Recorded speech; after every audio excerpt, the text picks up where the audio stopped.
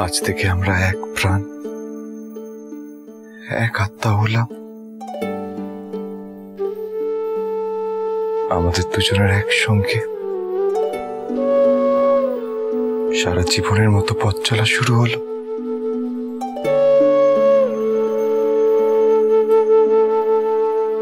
তুমি বলেছিলে না, যেদিন আমার মনে সম্পূর্ণভাবে তোমায় আমি জায়গা দিতে পারবো, আর কেউ থাকবে না, কারো ছায়া পর্যন্ত নয়, সেদিন আমাদের মধ্যে স্বামী স্ত্রীর সম্পর্ক স্থাপিত হবে। রাজ রাজেশ্বরী রানী ভবানী, প্রতিদিন রাত 8:30 স্টার জলসায়।